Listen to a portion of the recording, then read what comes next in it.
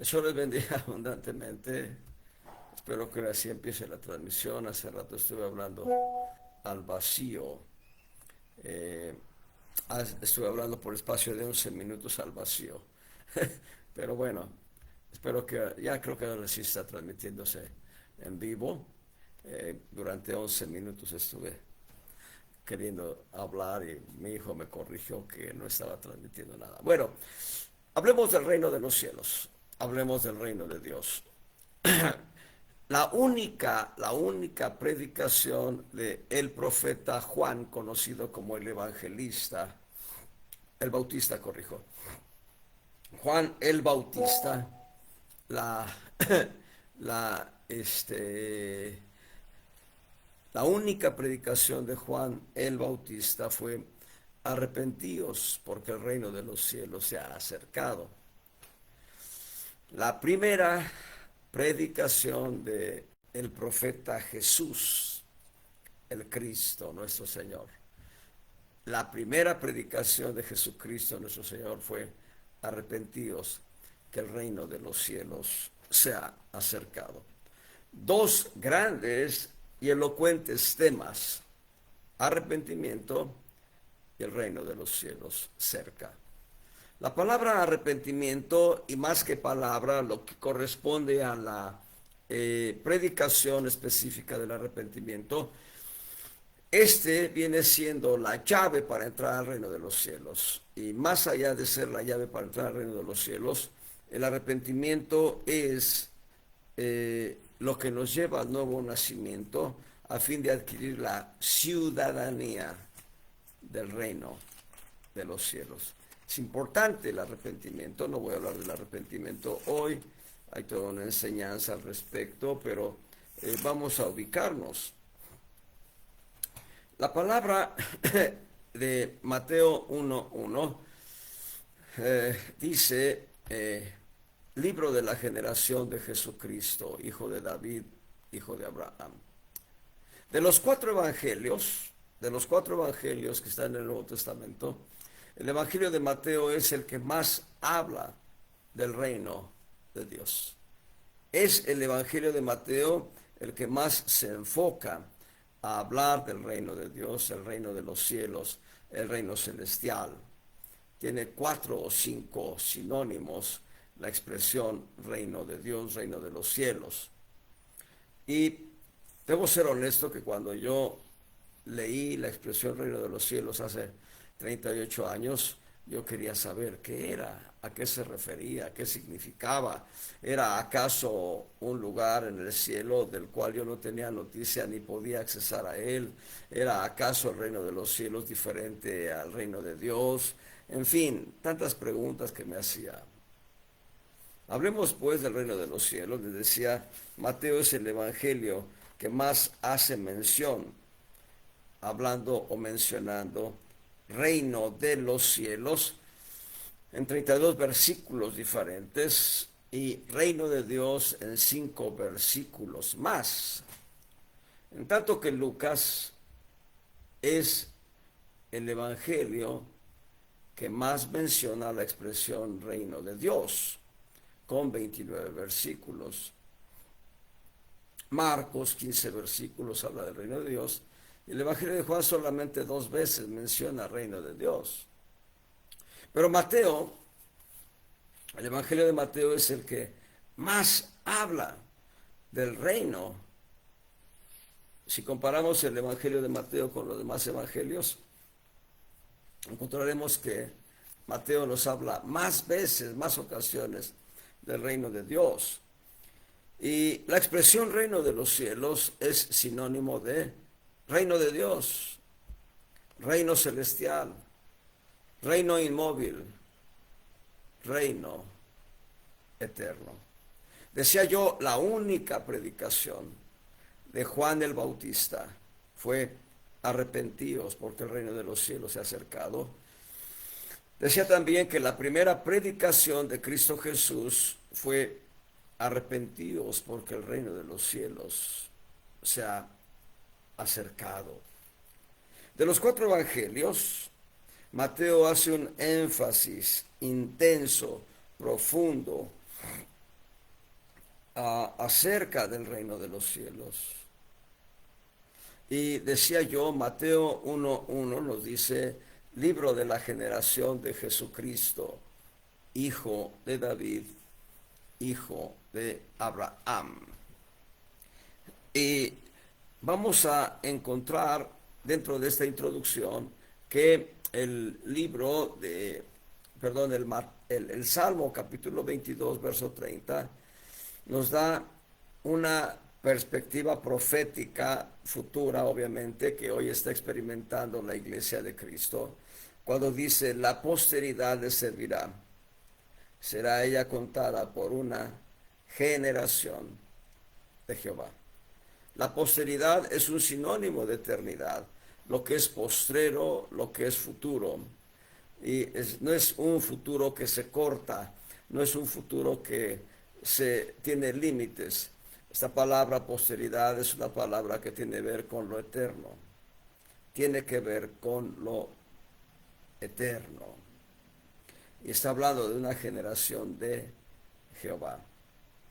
En tanto que Mateo 1 habla de la generación de Jesucristo, no olvidemos, Jesús, Yeshua, significa Jehová salva. Jehová salva. En Isaías capítulo 53, en el verso 10, vamos a leer esta palabra. Con todo eso Jehová quiso quebrantarlo, sujetando el padecimiento. Cuando hubiere puesto su vida en expiación, verá. Cuando hubiere puesto su vida en expiación por el pecado, verá linaje. Vivirá por largos días y la voluntad de Jehová será en su mano prosperada. Largos días nos habla de eternidad. Linaje. Cristo Jesús ha visto ya el linaje que provocó su sacrificio en la cruz. Y sigue viendo el linaje porque más almas vienen a Él buscando la salvación que solamente Él puede ministrar. Bien, entonces vamos a encontrar que en Mateo capítulo 1, verso 1, se habla de la generación de Jesucristo y algo interesante sucede. En el verso 17, nosotros leemos, de manera que todas las generaciones, desde Abraham hasta David, son 14 generaciones. Y desde David hasta la transmigración de Babilonia, 14 generaciones. Y desde la transmigración de Babilonia hasta Cristo, 14 generaciones. Este verso es interesante.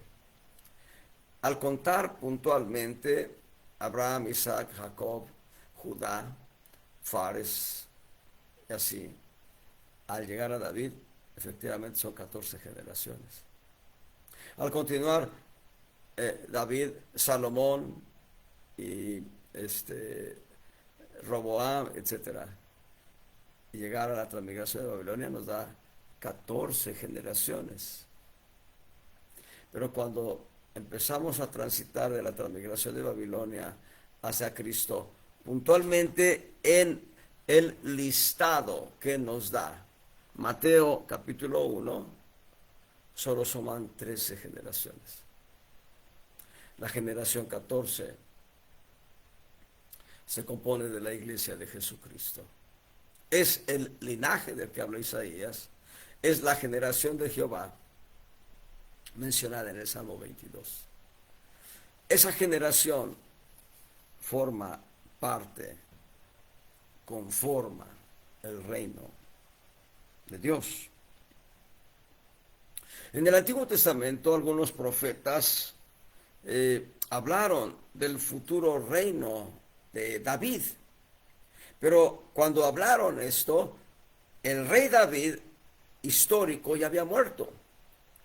Así que estaban hablando de el David espiritual, que es Jesucristo. Y esto es importante. porque, reitero, Mateo es el libro de la generación de Jesucristo.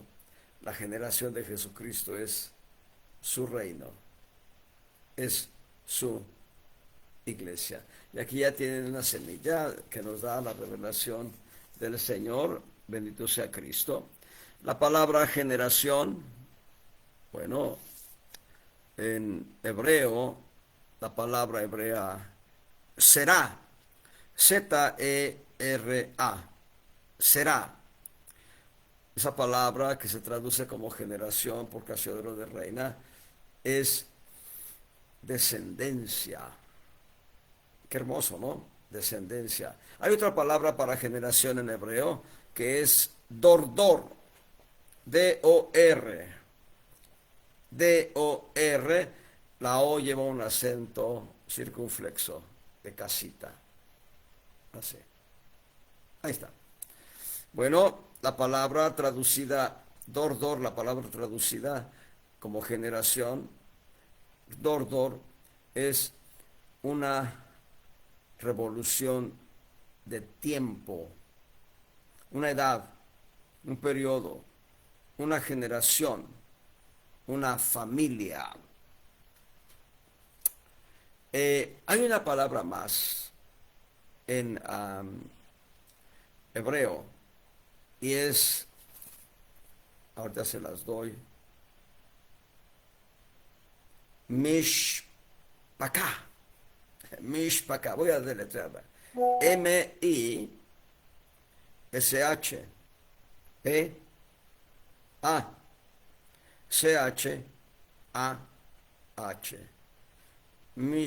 Mishpaka.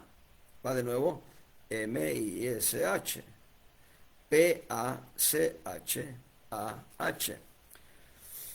Las dos letras A llevan un acento circunflexo, un acento de sombrero. Esa palabra mispacá significa una familia, significa círculo de parientes. Pero también en griego, encontramos la palabra geneseo, génesis, o génesis, como la pronunciaríamos en castellano, nos habla de naturaleza, generación.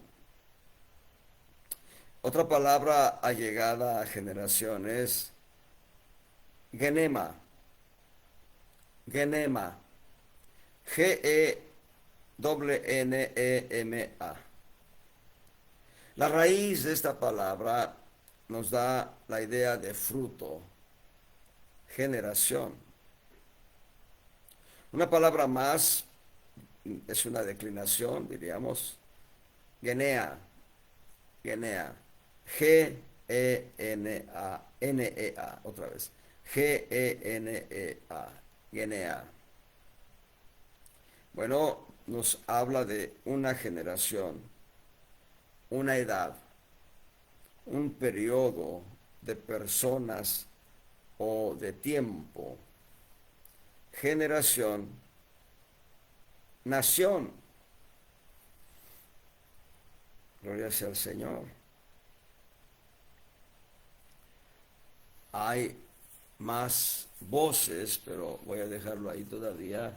Pero ya tenemos nosotros una idea clara.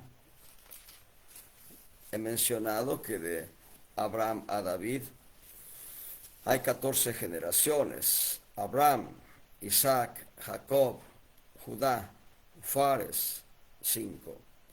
Esrom, Aram, Aminadab, Naasón, Salmón, 10. Booz, 11. Obed, 12. Jeseo, Isaí, 13. David, 14 generaciones. Cuando partimos de David a la transmigración de Babilonia, David no es contabilizado, sino Salomón, Roboam, Abía, Asa, Josafat, 5. Joram, Osías, Joatam, Acaz, Ezequías, 10. Manasés, Amón, Josías, Jeconías, 14 generaciones. Pero al partir de la transmigración de Babilonia hasta el Señor Jesucristo, no se cuenta a Jeconías, que fue la 14ª, la cuenta anterior. Así que partimos con Salatiel, Zorobabel, Abiud, Eliakim, Azor, Sadoc, Akim, Eliud, Eleazar, Matán, 10, Jacob, 11, José, 12, Jesús el Cristo, 13. Pero en las matemáticas de Dios no hay errores. La 14ª generación es la iglesia. Bendito sea el Señor, esto es muy, muy hermoso. Así que hemos visto esto. Hay muchos textos que nos hablan de la generación de Jesucristo, la palabra generación. Continuemos pues en este estudio, apenas estamos viendo la introducción y vemos lo interesante que se muestra en Isaías 66:8. Vamos a ver una palabra interesante. Isaías 66:8. ¿Quién oyó cosa semejante? ¿Quién vio cosa tal? ¿Parirá la tierra en un día? ¿Nacerá una nación de una vez? Pues en cuanto Sión estuvo de parto, parió a sus hijos. Esa es una palabra que se utiliza sistemáticamente para establecer lo que fue la formación de la nación de Israel. Y yo no tengo inconveniente de que se use de esa manera. Sin embargo, el contexto nos dice mucho más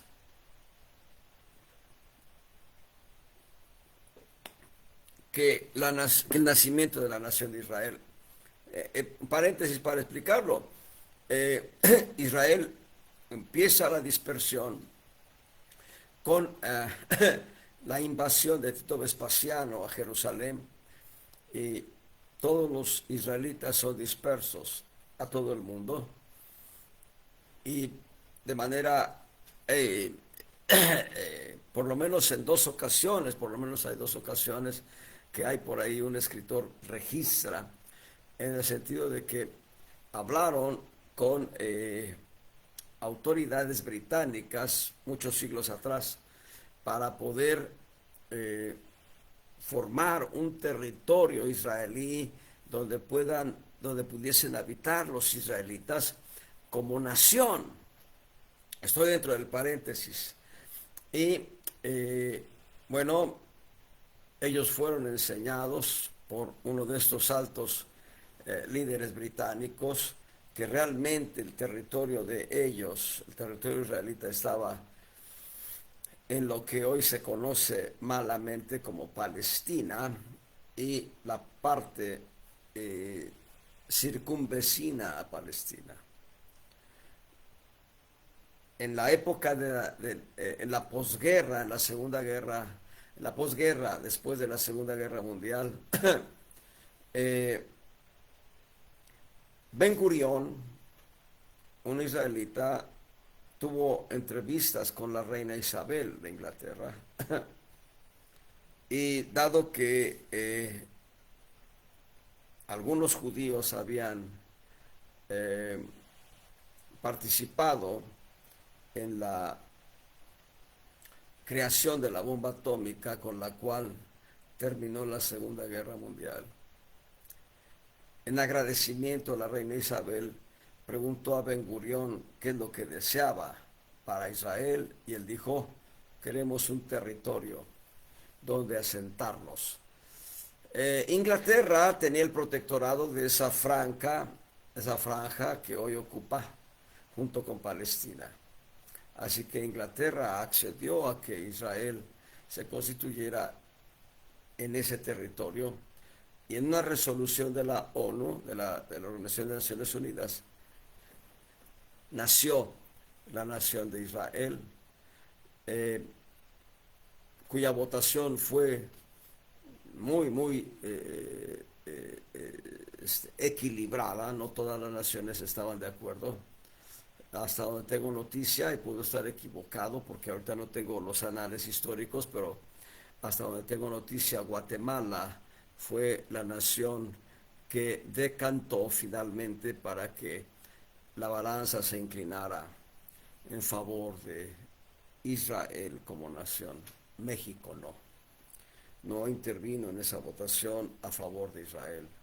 México ha tenido 3 deslices en contra de Israel, y eso trae juicio como nación, pero no voy a hablar de eso porque es otra historia. Así que, cerrado el paréntesis de lo que fue, efectivamente en un día nació Israel como nación, pero el texto va más lejos, porque el texto habla de Sión, y en la Escritura, en toda la Biblia, cuando se habla de Sión, se habla de la iglesia del Señor. No se habla del pueblo de Israel, que no deja de ser pueblo de Dios. Israel sigue siendo pueblo de Dios, pero Sión es una alegoría muy importante de lo que es la iglesia de Jesucristo. Y lo que está diciendo es, pues en cuanto Sión estuvo de parto, parió sus hijos. Y esto es lo elocuente. Es Cristo Jesús. Es Cristo en el infierno, gestando el cuerpo de su iglesia. Salmo 139 habla de esta gestación gloriosísima que es la iglesia. Cuando el profeta, el salmista que es profeta, va a decir en el verso 15, Salmo 139, verso 15, no fue encubierto de ti mi cuerpo, bien que en oculto fui formado y compaginado en lo más bajo de la tierra.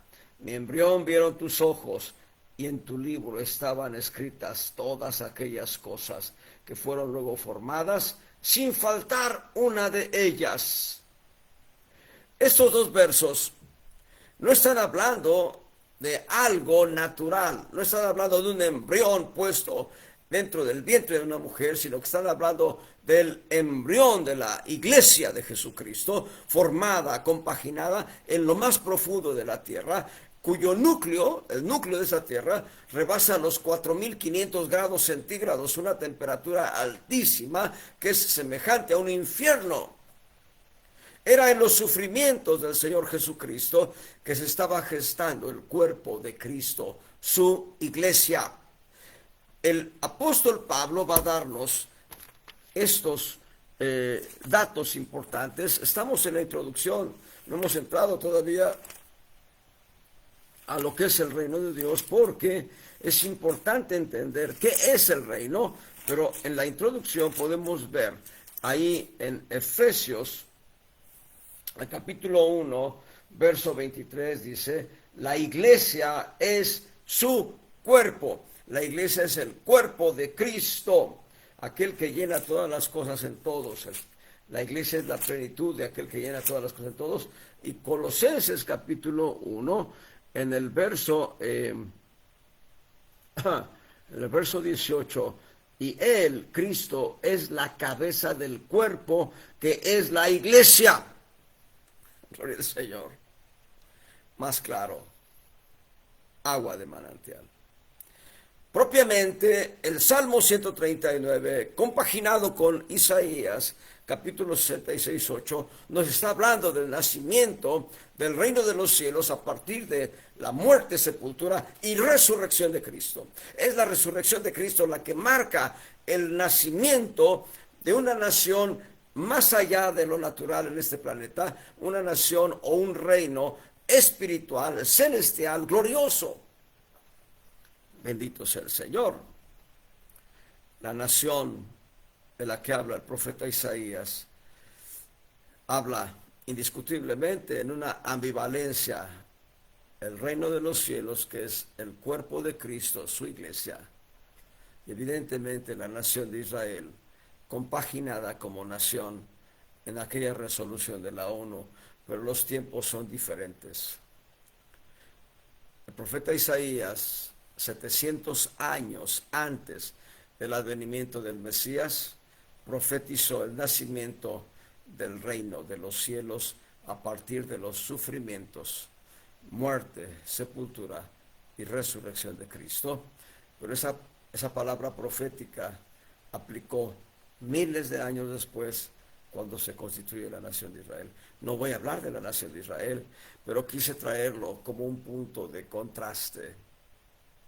La iglesia de Jesucristo, la nación del pueblo de Dios espiritual, la nación espiritual del pueblo de Dios, surgió en la resurrección de Jesucristo.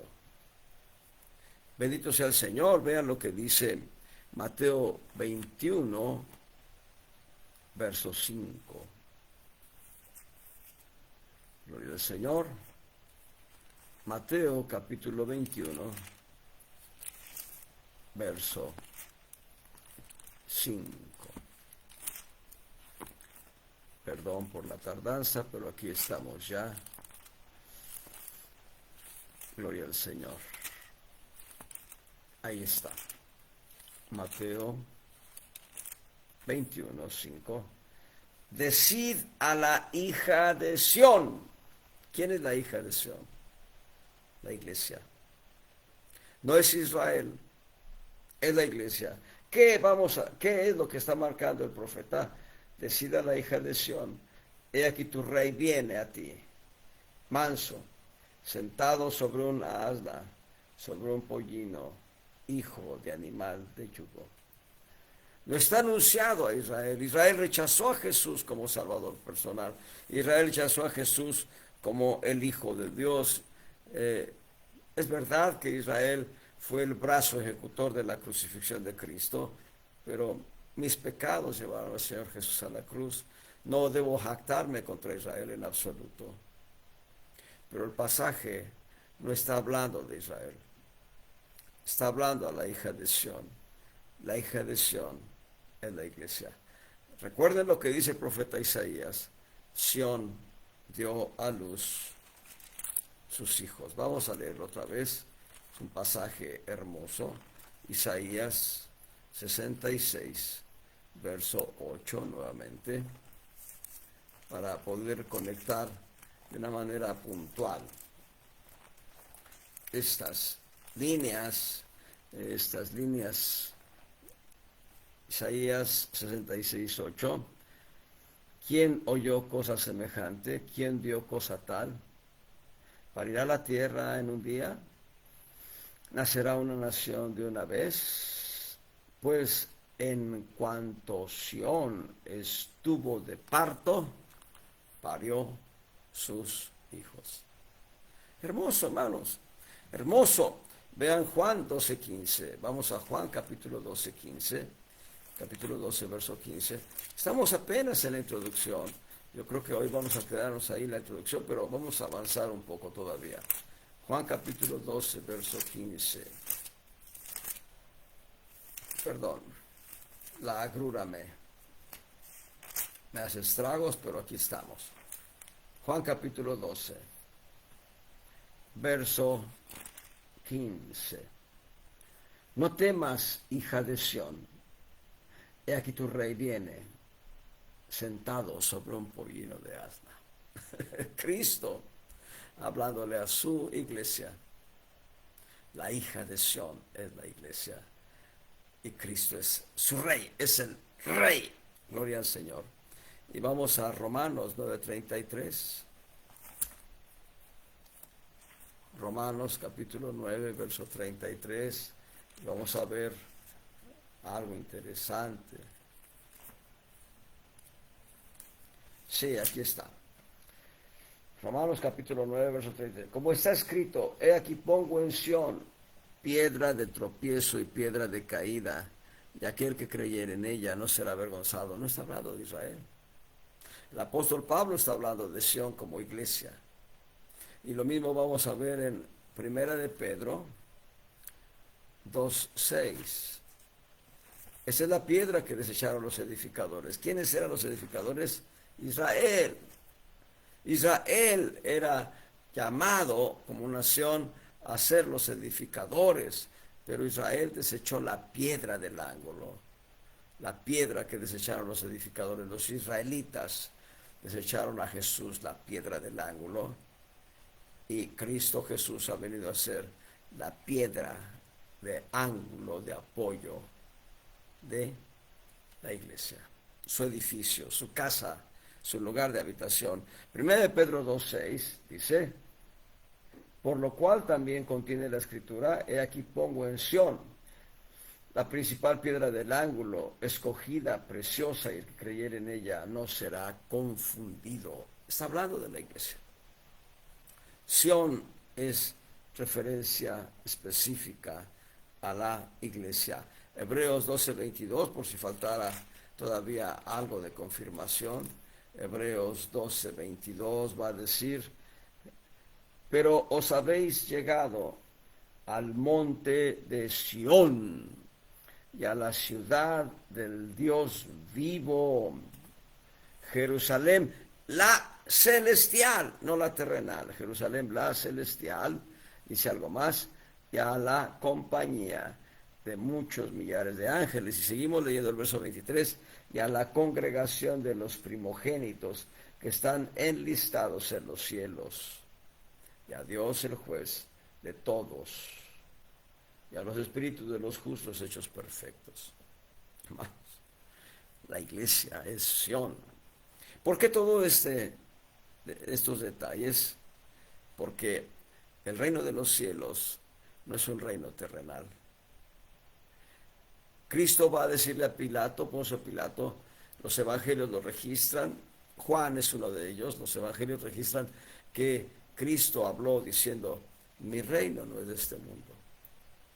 Si yo tuviera súbditos de mi reino en esta tierra, ellos pelearían por mí, pero mi reino no es de este mundo.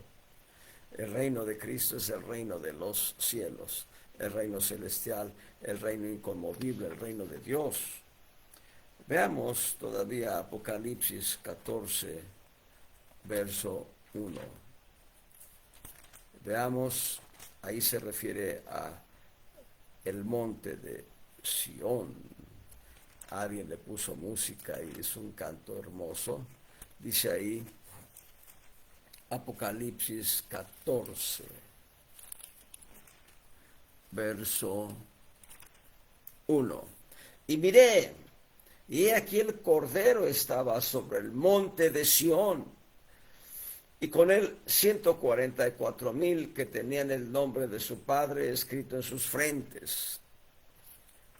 No son los 144,000 de los que hablan los testigos de Jehová. Los testigos de Jehová no han sabido leer la escritura.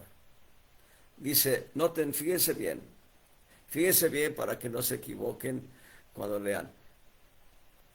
Dice, miré y aquí el Cordero estaba sobre el monte. El Cordero es Cristo. Estaba sobre el monte de Sión, su iglesia, y con él 144,000 que tenían el nombre de su Padre escrito en sus frentes. Muy importante, en la frente escrito el nombre del Padre Celestial.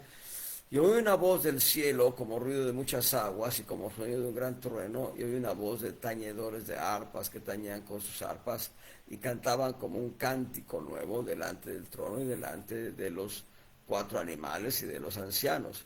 Ninguno podía aprender el cántico sino aquellos 144,000, los cuales fueron comprados de entre la tierra. Estos, ahí está la descripción.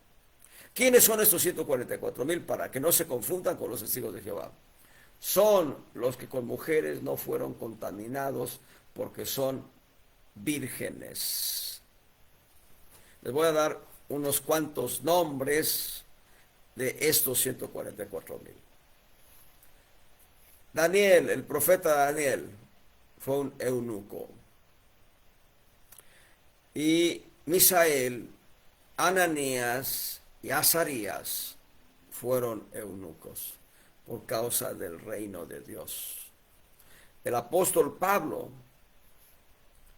Bernabé,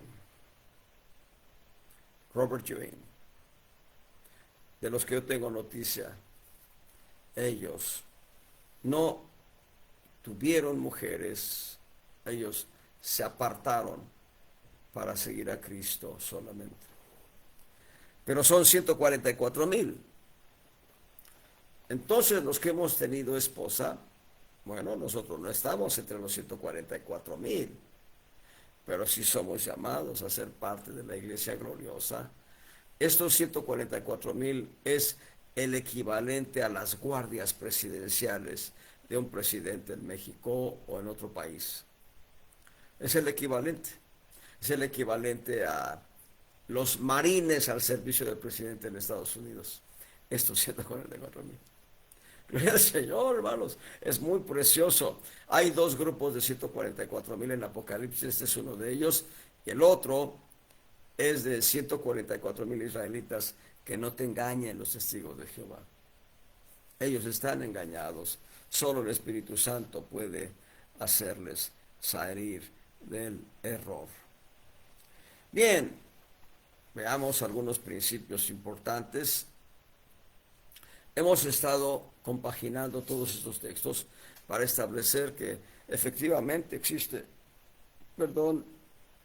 un reino, el reino de los cielos, el reino de Dios.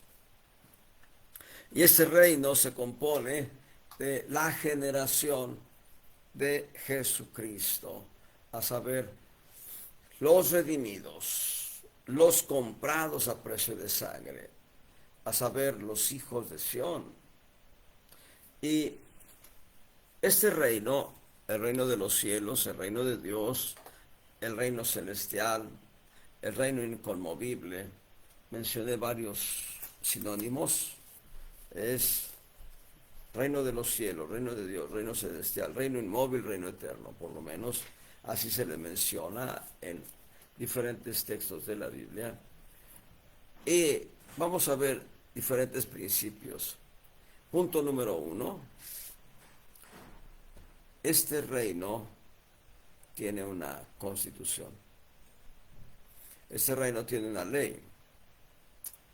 Tiene su constitución política. Es una constitución sencilla, pero lo glorioso del mandamiento de esa constitución es que abarca todo el universo de conductas. Es verdad lo que les digo. Esta constitución que tiene el reino de Dios tiene un mandamiento que abarca todo el universo de conductas humanas. Gálatas capítulo 6, verso 2. Gálatas 6, verso 2. Vamos a ver.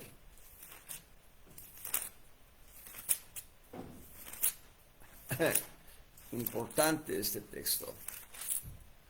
Dice, sobrellevad los unos las cargas de los otros y cumplid así la ley de Cristo. Ahí está. La ley de Cristo. Debo establecer algunos principios antes de llegar al mandamiento que muchos de ustedes tal vez ya lo conozcan, pero establezcamos primeramente que esta norma, la ley de Cristo, así dicha de una manera sencilla, no nos dice mucho, pero sí establezcamos. La ley de Cristo no es la ley de Sinaí. La ley de Sinaí fue abrogada para la iglesia. La ley de Sinaí no aplica a la iglesia. La ley de Sinaí aplica a otros principios, ahorita puedo decirles a quién, pero pueden ver ustedes en Hebreos capítulo 7, en el verso 12, dice, mudado el sacerdocio ha sido cambiado, el sacerdocio ha sido quitado para poner un sacerdocio diferente. Dice, necesario es que se haga también mudanza de la ley, ahí está la clave. Así como fue quitado el sacerdocio levítico para ser establecido, y voy a dar la semilla, el sacerdocio de Cristo, sacerdocio del Dios Altísimo, según el orden de Melquisedec. Y esto es toda una enseñanza que no voy a dar hoy, tal vez daré en otra ocasión.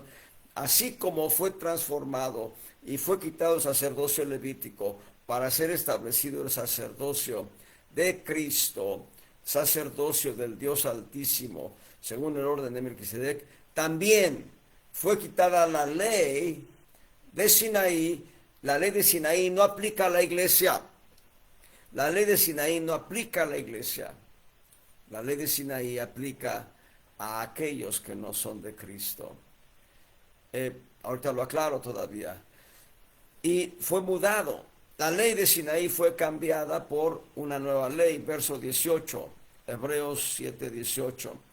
El mandamiento precedente, la ley de Sinaí es el mandamiento precedente, cierto se abroga. La palabra abrogar tiene que ver con un término jurídico que los abogados lo entienden perfectamente. Abrogar significa dejar de aplicar, quitar los efectos. Abrogar significa que la ley que estaba vigente dejó de tener eficacia, ya no se aplica. Dice, se abroga por su debilidad e inutilidad. Y en lugar de esta ley, aplica la ley de Cristo. Y la ley de Cristo contiene un mandamiento que con el cumplimiento, solo el cumplimiento de ese mandamiento, se engloba toda la conducta humana, la que tú quieras, cualquier conducta humana. Es Juan capítulo 13, verso 32. Juan capítulo 13, verso 34. Un mandamiento nuevo os doy. Aquí está el legislador. Cristo es el legislador. En Mateo vamos a ver al legislador obrar como tal. Oísteis que fue dicho, no cometerás adulterio, mas yo os digo, cualquier hombre que mira con una mujer con codicia en su corazón, ya adulteró. Y la mujer ni siquiera se enteró. Aquella mujer codiciada por hombres concupiscentes ni siquiera se enteró, pero el concupiscente que codició a esa mujer ya cometió adulterio en su corazón. Eso es la ley de Cristo. La ley de Sinaí hablaba de conductas y omisiones específicas y puntuales. Pero aquí el Señor va a decirnos, el legislador va a decirnos, un mandamiento nuevo os doy, que os améis los unos a los otros como yo os he amado. Ahí está la ley y los profetas, amados. Ahí está la ley y los profetas. Gloria al Señor. Necesitamos amarnos unos a otros tal cual Cristo nos amó a nosotros. Y Cristo nos amó hasta la muerte y muerte de cruz. No estamos hablando del amor corporal, ni estamos hablando del amor mezquino del alma. El amor del alma llega a ser mezquino y egoísta, egocéntrico. Estamos hablando del amor que es de Dios. El amor que es Dios mismo, fluyendo en nuestras vidas. Un mandamiento nuevo os doy, que os améis unos a otros, como os he amado, que también os améis los unos a los otros. Ahí en Juan capítulo 15, en el verso 12, este es mi mandamiento, que os améis los unos a los otros, como yo os he amado. Vuelve a reiterarlo. Cuando cumples este mandamiento, cumples toda la conducta correcta, moralmente hablando, en el mundo. Porque, ahorita lo va a explicar el apóstol Pablo, no vas a codiciar, no vas a adulterar, no vas a robar, no vas a mentir, no vas a defraudar. Ya en el Decálogo, en los 10 mandamientos de Sinaí, estaba inmerso el evitar conductas de concupiscencia en todos los planos. Pero aquí el Señor es más puntual. Mientras que allá dice, no cometerás adulterio, no matarás, no darás falso testimonio, aquí dice, ama. Ama como Cristo ama. Esa es la gran constitución, esa es la gran norma, la ley, la legislación. de Cristo para su iglesia. Va a decir ahí mismo en Juan 13:35, en esto conocerán todos que sois mis discípulos, si tuviereis amor los unos con los otros. Este mandamiento de amarnos unos a otros va a repetirse a lo largo de todo el Nuevo Testamento unas 17 veces, tal vez más. Y quien tiene las estructuras de las relaciones básicas va a poder amoldar ese mandamiento en cada una de las 7 relaciones básicas para entender que el amor es un mandamiento y es un testimonio al mundo y es un principio del cual nosotros debemos someternos al señorío de Cristo en mansedumbre y humildad. Es lo que es lo que cambia nuestras vidas y es el plan de Dios, es la naturaleza de Dios mismo y es la manifestación de su gloria. Y es una semilla que no le estoy dando un esquema completamente estructurado, pero ahí están. En las 7 relaciones básicas entra este mandamiento porque se va a repetir muchas veces. Vean lo que nos dice el apóstol Pablo en Romanos, capítulo 13. Bendito sea el Señor. Dice ahí, en el capítulo 13, versos 7 al 10. Pagad a todos lo que debéis. Al que tributo, tributo. Al que pecho, pecho. Al que temor, temor. Al que honra, honra. Paga. Dice el verso 8, no debáis a nadie nada, excepto amaros unos a otros. Cada día yo tengo la deuda de amarles a todos. Cada día todos tienen la deuda conmigo de amarme. Es una deuda mutua. Debo amarles a todos, todos deben amarme a mí, y así todos debemos amarnos unos a otros. No debáis a nadie nada excepto amarnos unos a otros. Porque el que ama al prójimo, y todas las veces que está diciendo amor, o el verbo amar en cualquiera de las conjugaciones aquí en esos textos, es amor ágape, amor que es de Dios, amor que es Dios mismo. La constitución política del reino de los cielos tiene una norma única y exclusiva, de la cual se derivan diferentes reglamentos y normas reglamentarias, pero esta norma es el amor. Gloria al Señor, con eso tienes todo, hermano. Cumple el amor y ya, cumpliste todo. Pero, dice, el que ama al prójimo cumplió la ley, porque no adulterarás. Si yo amo a mi prójimo, no debo codiciar la mujer de mi prójimo. Si yo amo a mi prójimo, no debo codiciar su casa, su auto, no debo codiciar su trabajo, no debo codiciar los resultados buenos que Dios le da. No debo codiciar las bendiciones que recibe de Dios. Dice, no adulterarás, no matarás, no hurtarás, no dirás falso testimonio, no codiciarás. Y si hay algún otro mandamiento en esta sentencia, se comprende sumariamente: amarás a tu prójimo como a ti mismo. La caridad no hace mal al prójimo, así que el cumplimiento de la ley es la caridad. Yo vi algunos discursos políticos de Vladimir Putin años atrás. Es un mentiroso Vladimir Putin, porque él no ama a Ucrania. Está mandando a matar gente, está contraviniendo el principio del mandamiento de la Constitución del reino de los cielos. Y lo mismo hace todo aquel que mata, no cumple el mandamiento. Antes, vean para quién es la ley de Sinaí, porque la ley de Sinaí todavía tiene vigencia, no para la iglesia, claro, reitero, no es para la iglesia. Pero, bueno, hay algunos cristianos que se bajan de la ley de la gracia para ser sometidos a la ley de Sinaí.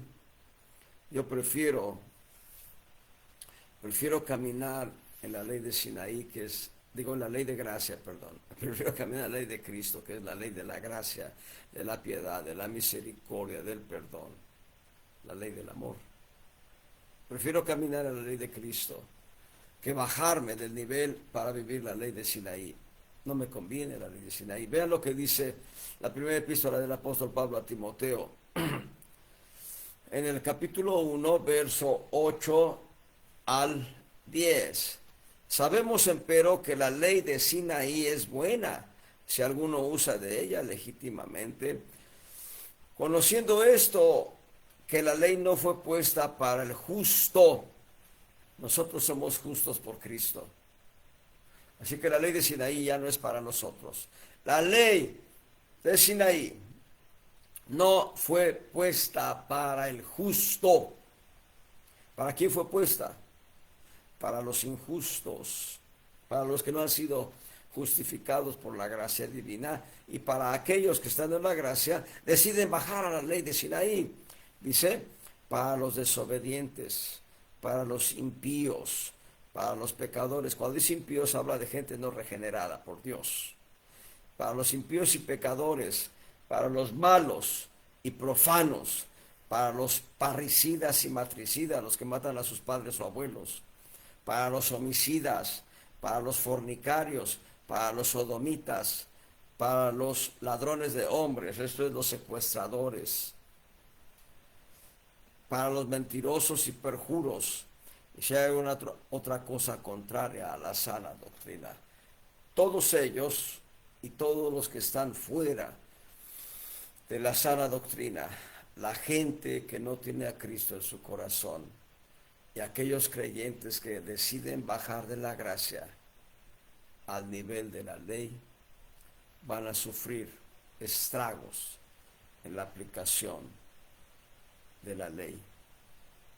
Hermanos, la ley de Cristo implica gracia, misericordia, piedad, perdón, conceptos propios del amor de Dios.